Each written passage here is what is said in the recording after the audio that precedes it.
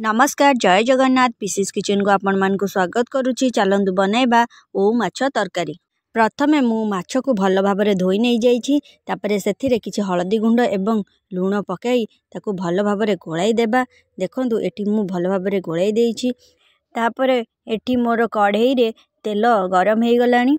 गरम हो सारा पर गोटे गोटे माछ को भाजवा पई एमती पकई दबा। देखंतु एमती माछ सब मु एमती कढ़ई रे पकई देइछि।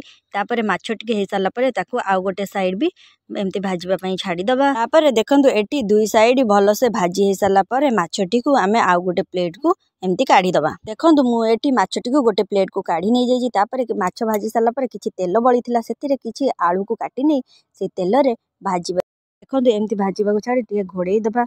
तापरे एठी मु अदा रसुण सुखिला लंका धला सोरिष कला सोरिष एवं किछि जीरा नहीं एमती गोटे पेस्ट बनै नेछि। तापरे देखंतु एठी आलूटी आमर लाल हे आसलानी भल से भाजी भी हे गलानी। ताको एबे आउ गोटे प्लेट को आमे बाहर करि नेबा। पर एठी तेल नबा। तेल रे किछि फुटण टिके फुटेई दबा। फुटण फुटेई सला पर मसला देई ताको आमे भल भाबरे टिके मिक्स कर दबा। देखंतु भल भाबरे टिके आको मिक्स करि सला पर सेथिरे टिके हळदी गुंड पकाई दबा एवं आउ लूण टिके मध्य पकाई दबा। जेहेतु मु सुखिला लंका को पेस्ट कर देइछि सेथिपई एठी मु लंका गुंड ऐड करिनी।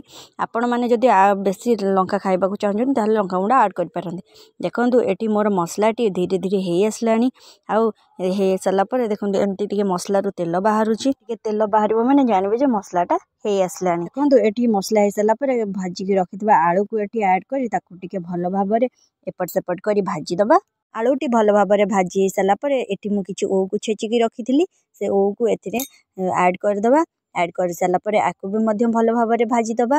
देखंतु ओउटी हमर भल भाव भाजी हे सारा पर तापर सेथिरे आमे पानी देई दबा। देखंतु एठी मु ओउ आलू रे पानी देई देली भल से तापर एबे ताकू फुटिबा पई किछि समय छाडी दबा। तो एठी हमर तरकारीटा हे आसलानी। तरकारी हे आसला पर सेथिरे आमे किछि माछ पकाई दबा।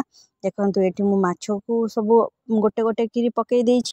माछटी पकई सारिबा पर ताकू टिके भल भाव एपट सेपट कर दबा। तापर ताकू टिके फुटिबा पई छाड़ दबा। देखंतु हमर माछटी भल भाव फुटी आसला पर रेडी हे गला माछ तरकारी। तापर एबे गोटे प्लेट को सर्व करबा। तापर आपण माने भी बनांतु एवं जणांतु कि ओ माछ तरकारी आपण मान को केमती लागिला।